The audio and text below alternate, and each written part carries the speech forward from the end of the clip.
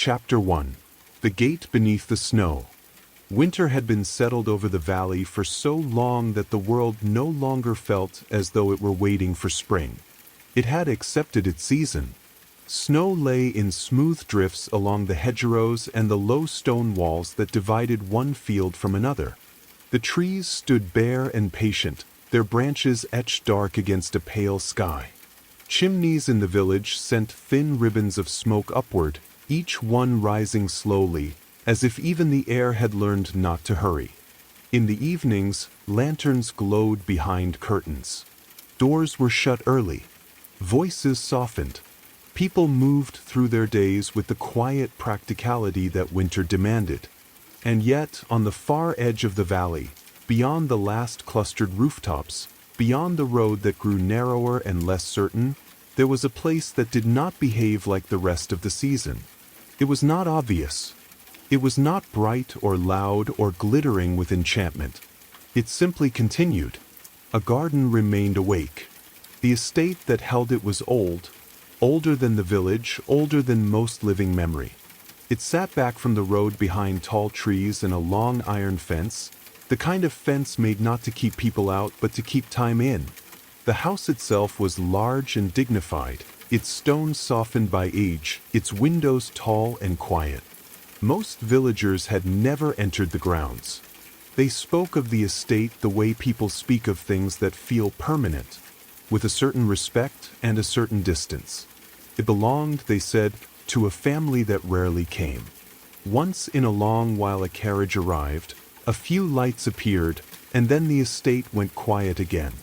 But the garden, those who had ever seen it properly did not forget. It lay behind the house, enclosed by brick walls that rose high enough to keep wind at bay. Inside those walls, winter did not vanish. Snow still fell. Frost still touched the edges of stone. Yet the garden did not sleep. Even in the deepest cold, something within it continued to bloom. Not abundantly, not wildly. This was not a garden that defied winter with arrogance. It bloomed the way a candle burns in a dark room, steadily, gently, as though it had decided to offer warmth simply because warmth was needed. Few knew why. Fewer still knew who tended it. But every winter evening, when the sky turned soft and gray and the valley quieted into night, a single figure could sometimes be seen moving along the estate grounds, slowly, carefully, as if they were walking through a dream that could be disturbed by haste. His name was Rowan Hale. Rowan did not look like a man meant for legend. He was not grand, not striking in the way stories often required. He was simply the kind of person you might pass in the village without noticing. Tall, quiet, wrapped in a dark winter coat, his scarf pulled high against the cold. His hands were often bare even in winter, not from bravado but from habit. He seemed to prefer direct contact with the world, as though gloves might dull something important. Rowan had been the groundskeeper of the estate for as long as anyone could remember. When the current owner's family had stopped visiting regularly, Rowan had remained. He had not been asked to leave, and he had not asked to go. He tended the fence, cleared the path, kept the shutters from seizing, kept the old house from falling into the kind of decay that came when no one listened to it. And every evening he went to the garden. The gate to the garden was not grand. It was iron, simple, and covered with climbing vines long gone dormant. In winter, snow gathered along its hinges and across the latch, forming a delicate crust that glittered faintly in the low light. Rowan never brushed the snow away impatiently. He treated it the way he treated everything, as a living part of the season, worthy of care. He arrived that night just as twilight deepened, the sky dimming into a soft silver blue.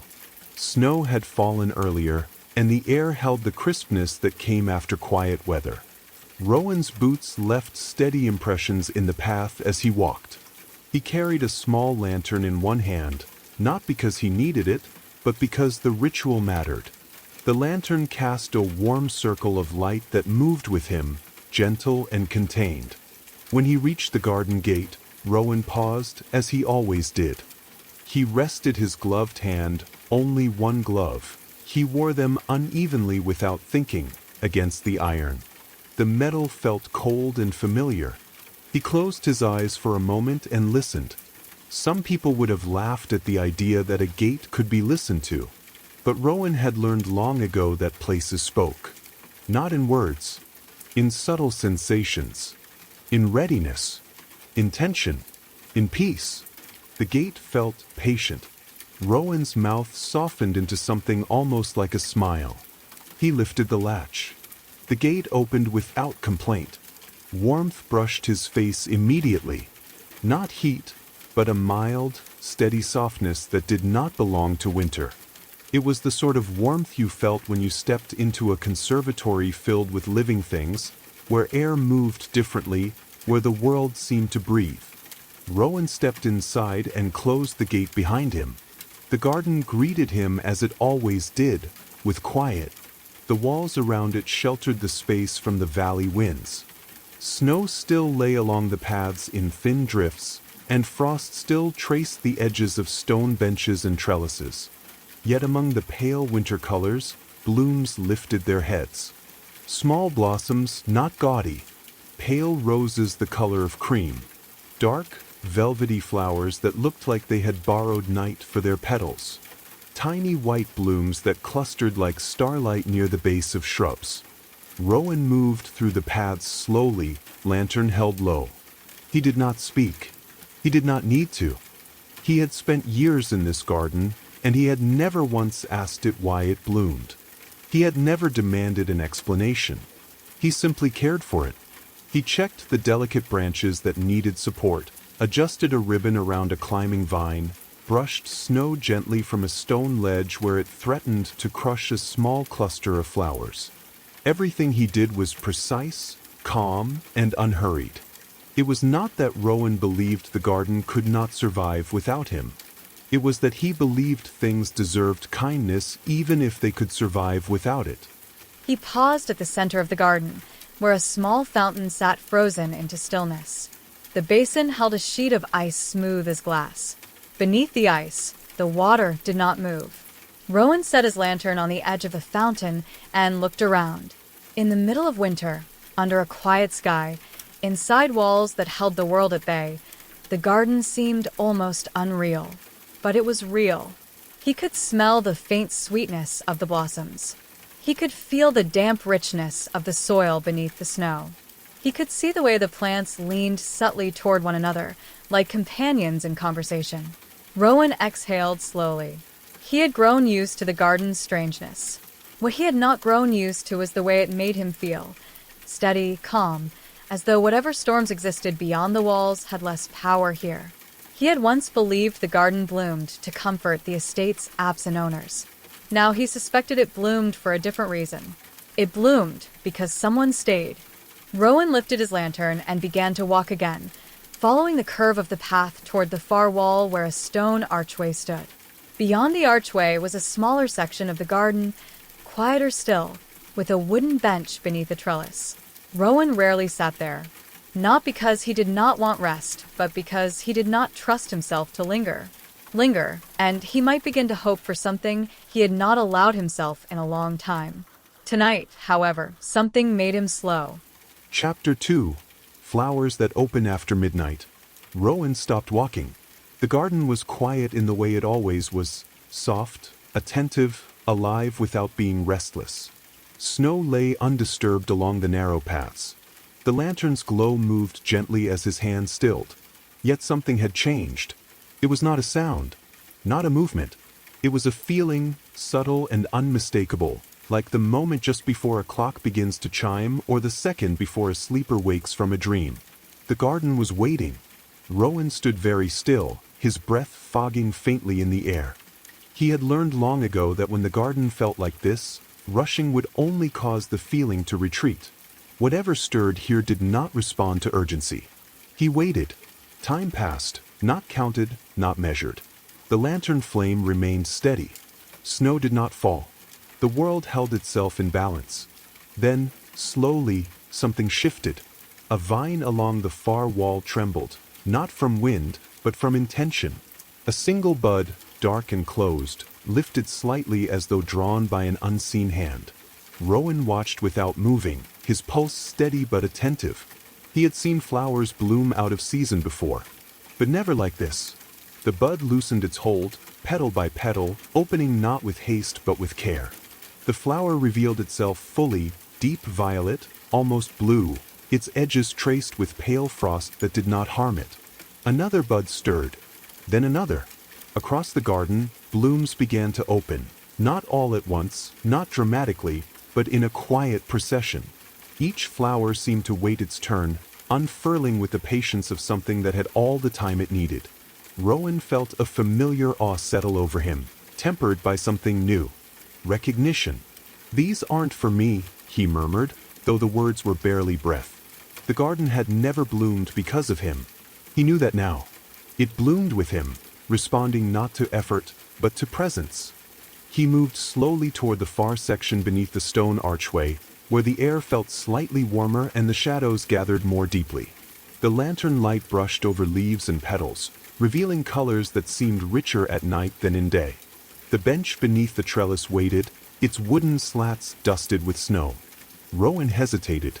He had avoided this bench for years, telling himself it was simply unnecessary, that rest could be taken elsewhere. In truth, he feared what might happen if he allowed himself to stop completely within the garden's heart. Tonight, the fear felt quieter. He brushed the snow from the bench with careful hands and sat. The garden did not react immediately. It never rushed. Rowan rested his lantern at his feet and folded his hands together, letting the warmth of the space settle into his bones. He listened, not for sound, but for rhythm. The faint pulse of living things beneath the soil. The subtle tension in branches that knew when to bend. He thought, without bitterness, of the years that had brought him here. Of seasons passed in routine. Of letters never written. Of invitations declined not from lack of desire, but from the belief that remaining was somehow easier than leaving. He had told himself the garden needed him. Now he wondered whether the garden had simply been waiting for him to need something too. As if in answer, a new bloom opened near the bench, small, pale, its petals glowing softly in the lantern light. Rowan leaned forward slightly, careful not to disturb it. "I didn't know you were here," he whispered. The flower did not move, but the air warmed. Rowan felt it then, not loneliness exactly, but the quiet weight of being alone for a long time without having named it as such. The garden did not respond with sorrow. It responded with presence. He exhaled slowly. The blooms continued opening throughout the garden, filling the space with muted color and subtle scent. The night deepened beyond the walls, but within them, something gentle reached its fullness. Rowan sat with the garden until the lantern burned low. When he finally stood, brushing snow from his coat, the flowers did not close. They remained open, waiting.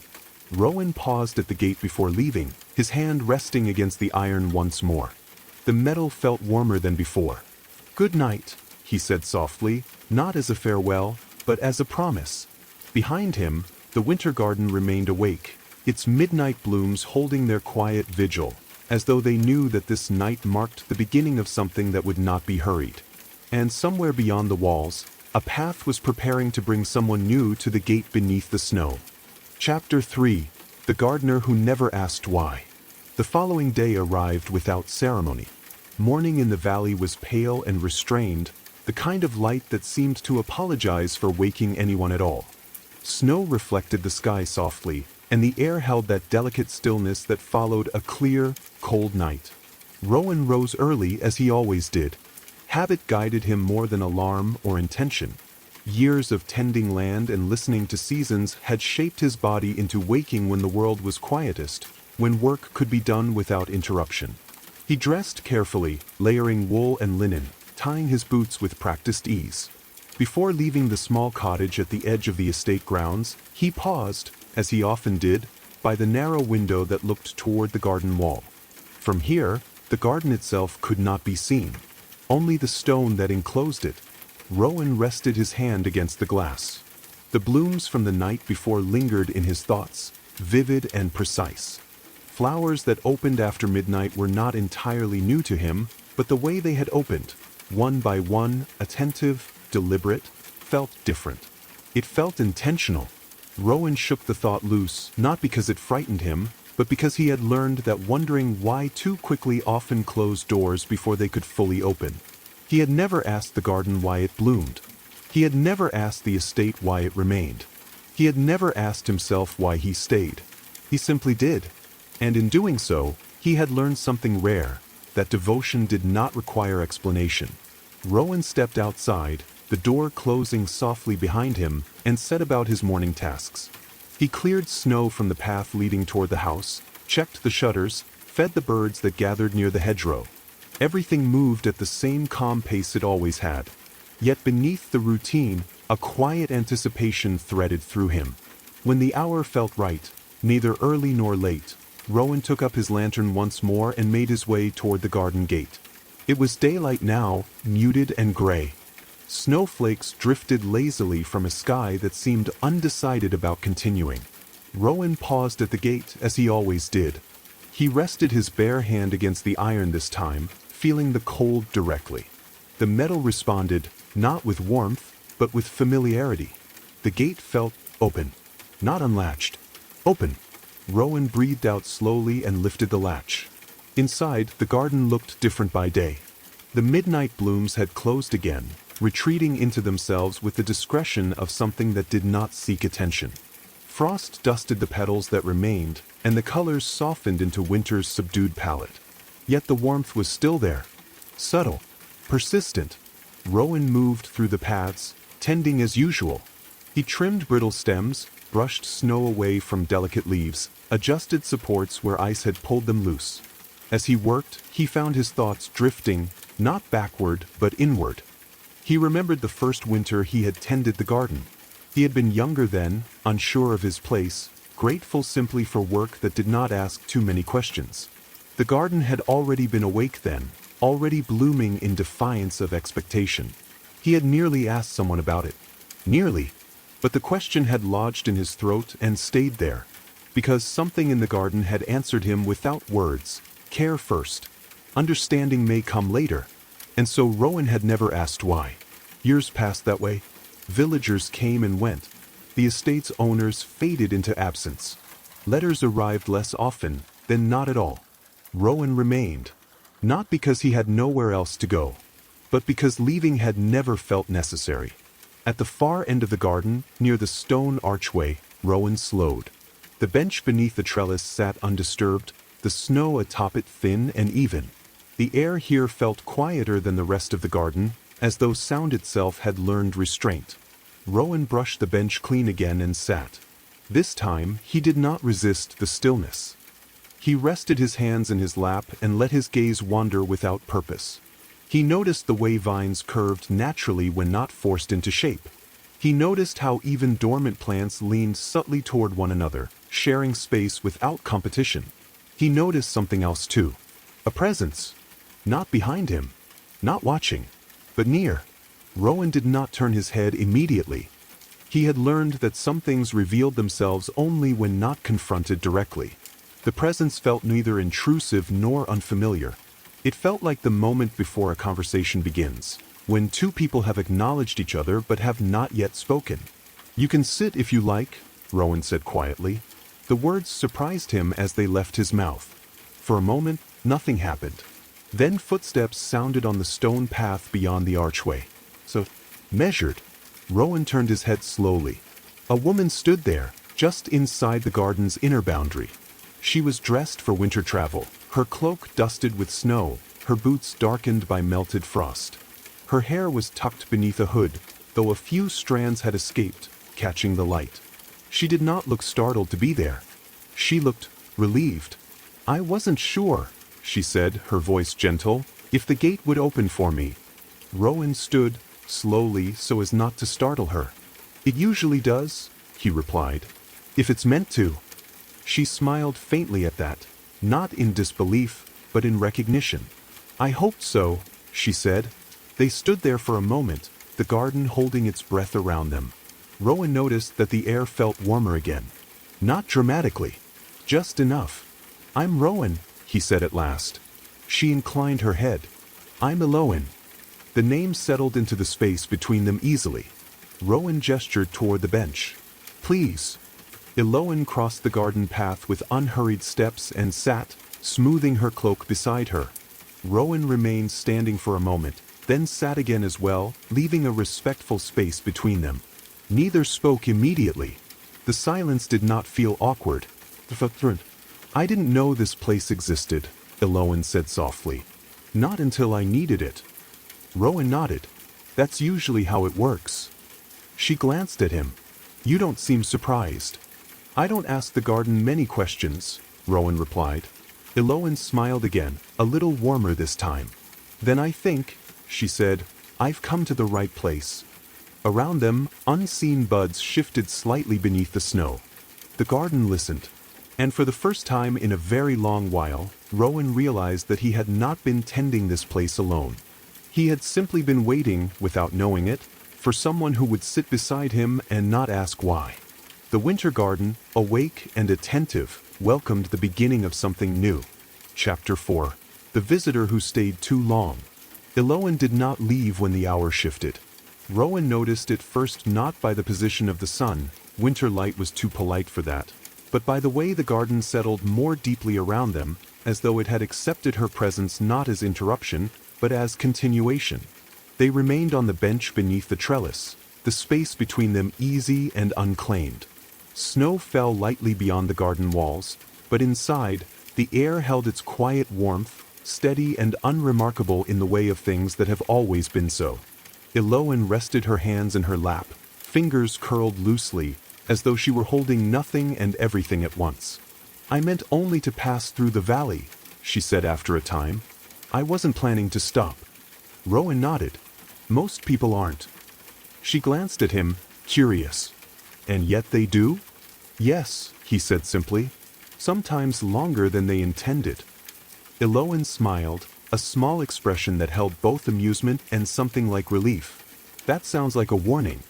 It can be, Rowan replied. Or an invitation. They fell quiet again, the garden filling the space between their words without urgency. Rowan noticed how naturally Eloan sat there, as though the bench had been waiting for her shape. The trellis overhead creaked softly, adjusting under a light dusting of snow. Eloan breathed in slowly. This place feels intact, she said, like nothing is missing. Rowan considered that. It hasn't always felt that way. She looked at him then, really looked, at the lines earned by years of wind and cold, at the calm steadiness in his posture, at the careful way he seemed to hold himself as though listening inward as much as outward. And now, she asked. And now, Rowan said, it feels like it's listening for something else. Eloan did not ask what. Instead, she stood. Would you show me? She asked. Rowan rose as well, nodding once. He lifted the lantern from where it rested at his feet, though daylight still lingered faintly in the sky. The gesture felt right. They walked together along the winding paths, their steps naturally aligning. Rowan pointed out the delicate shoots that would bloom again after nightfall, the stones that held warmth longer than they should, the places where frost gathered prettily without harm. Eloan listened with the attentiveness of someone who had learned the value of quiet instruction. You care for this place as though it might leave, she said gently. Rowan stopped beside a cluster of pale blossoms just beginning to stir. I care for it as though it might change. She nodded. Those are not the same thing. No, he agreed. They reached the fountain at the garden's center. Ice still covered its surface, smooth and unbroken, reflecting the pale sky. Eloan leaned closer, studying the faint shapes beneath. There's movement, she said. Yes, Rowan replied. But it doesn't rush. Eloan straightened. Neither do you. The observation landed softly, but it stayed. They walked on, reaching the gate once more. Beyond it, the valley stretched quiet and white, the road winding away toward places that did not know this garden. Eloan paused there, her hand resting against the iron. I should go, she said. Rowan waited. She did not move. Minutes passed. The garden breathed. I always leave, Eloan said finally, her voice quieter now. I arrive somewhere, I rest just long enough to remember myself, and then I move on before it asks anything of me. Rowan turned to face her fully. And this place? She looked back toward the garden. This place hasn't asked anything. That's what frightens me. Rowan understood then. Not completely, but enough. Staying doesn't always mean being claimed, he said. Sometimes it just means being present long enough to see clearly. Eloan's fingers tightened briefly on the gate, then loosened. I don't know how long I'll remain, she said. You don't have to, Rowan replied. The garden doesn't measure visits. She turned back to him, something like gratitude in her eyes. Then I'll stay, she said, until I know whether I'm leaving out of choice or habit. Rowan inclined his head. That seems fair.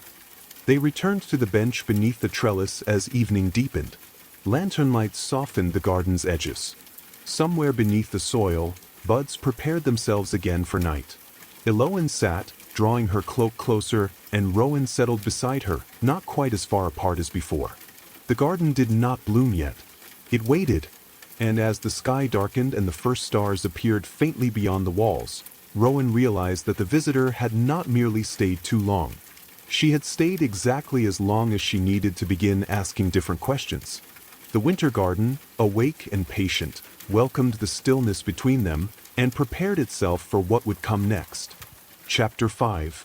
What the garden was protecting. Night returned gently. There was no sharp descent into darkness, no sudden claim of the sky.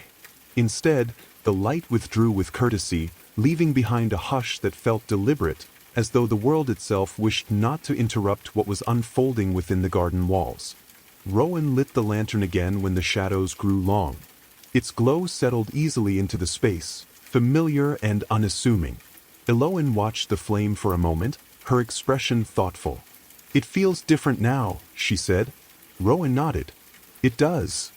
The garden responded to night the way it always had, slowly, attentively.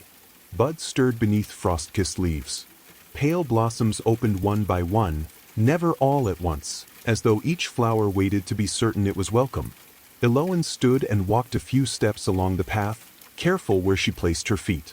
Rowan followed, keeping a respectful distance, allowing her the freedom to encounter the garden in her own way. She stopped near a cluster of winter roses, their petals glowing softly against the dark. These don't bloom for everyone, she said quietly. No, Rowan replied. They bloom when the garden decides it's safe. Eloan turned to him. Safe from what? Rowan considered this for a long moment. From being taken, he said at last. From being used without care. From being admired and abandoned. Eloan's gaze softened. Like people. Yes, Rowan said simply. They moved deeper into the garden, toward a corner Rowan rarely spoke of.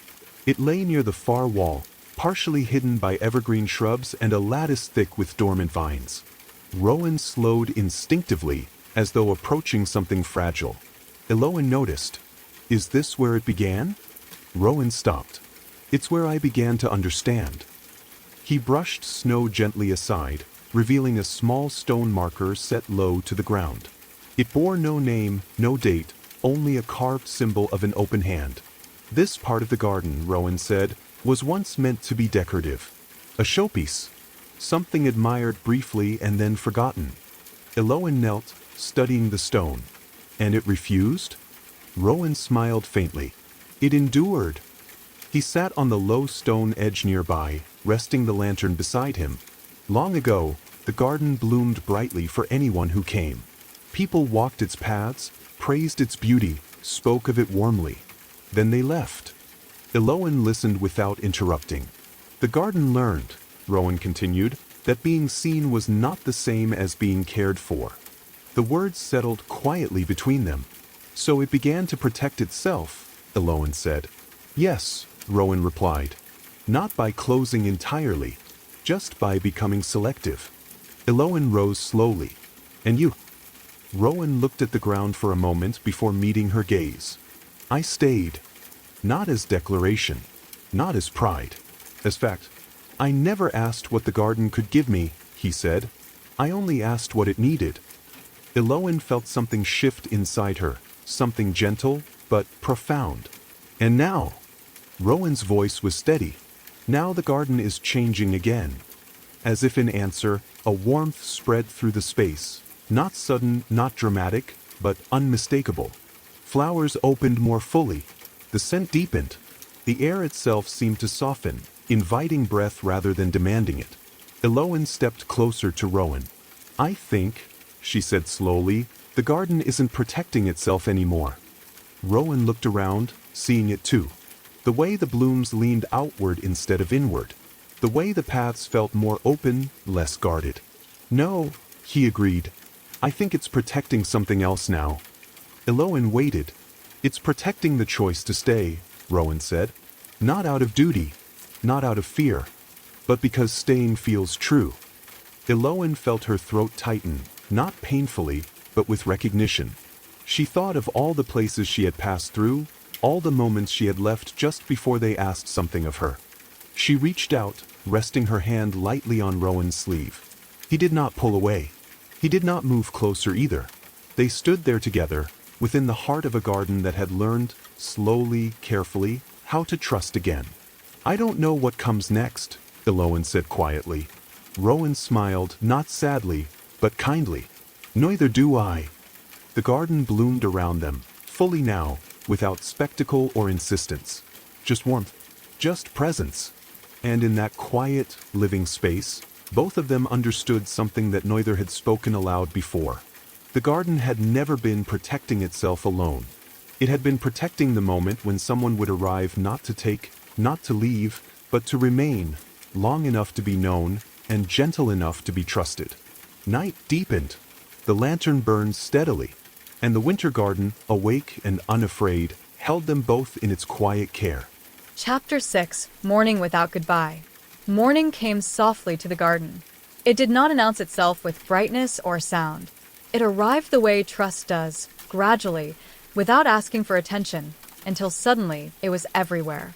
Pale light slipped over the top of the garden walls and settled gently among the branches. Frost caught the dawn and released it in small glimmers, as though the night were handing the space back with care. Rowan woke before he realized he had been asleep. He sat beneath the trellis, the lantern long since burned low beside him, its flame reduced to a warm ember.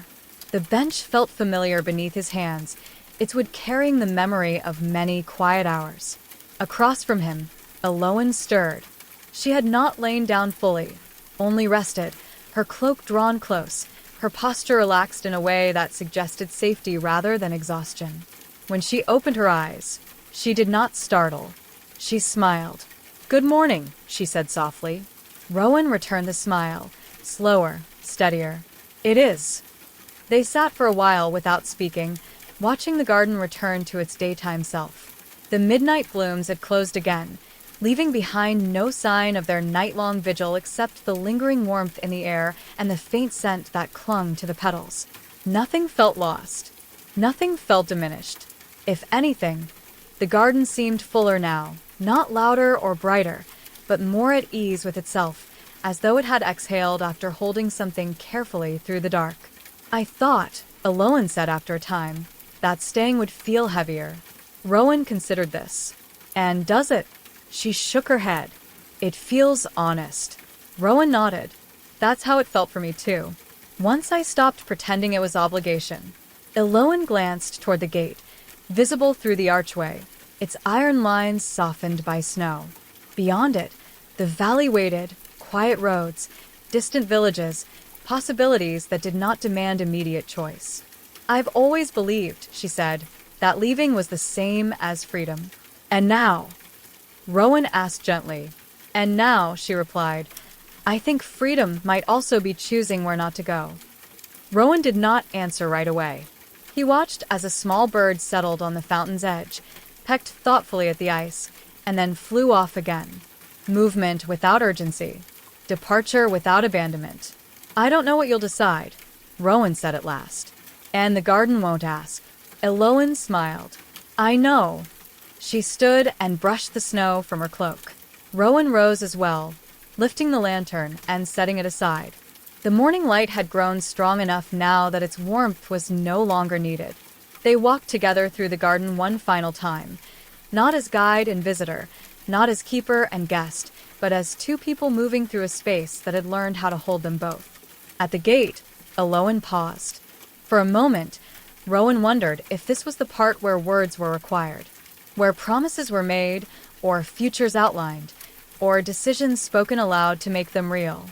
Instead, Eloan rested her hand against the iron gate and closed her eyes briefly. "It's strange," she said, opening them again, "how peaceful it feels not to decide everything at once." Rowan smiled. "The garden prefers it that way." She turned to him. "May I stay a while longer?" Rowan did not hesitate. "As long as you like." Eloan's smile deepened, not brighter, not broader, but more certain. She opened the gate, stepped just beyond it, then stopped. "This isn't goodbye," she said. "No," Rowan agreed. "It isn't." She left the gate open behind her. Not wide, just enough. The path beyond did not disappear. Neither did the garden close itself again. The walls stood as they always had, protective, not possessive. Eloan walked a short distance down the path, then turned back once more. Rowan was still there, his posture easy, unguarded. "I think," she said, "this place doesn't need to be guarded anymore." Rowan felt the truth of it settle quietly in his chest. "I think it never did. It only needed someone to listen." Eloan inclined her head and continued on, her steps unhurried, her presence lingering even as distance grew. Rowan remained by the gate for a long while after she disappeared from view. The garden behind him was awake, but at rest. The warmth remained, not dependent on night or bloom, but woven into the space itself now. He closed the gate gently and turned back toward the heart of the garden. For the first time in many years, Rowan did not feel as though he were keeping watch alone. He moved through the paths with ease, tending where needed, leaving what did not. The garden responded not with spectacle, but with quiet companionship. Later, as the sun climbed higher, Rowan sat again beneath the trellis. He did not wait. He did not listen for footsteps. He simply was. And somewhere beyond the walls, whether on the road, or in the valley, or returning again before nightfall, Eloan carried the same understanding with her. That some places are not meant to be passed through quickly. That some seasons bloom best when allowed to unfold slowly. And that love, like a winter garden that never sleeps, does not ask to be claimed. It asks only to be chosen, again and again, without hurry, without fear, and without goodbye.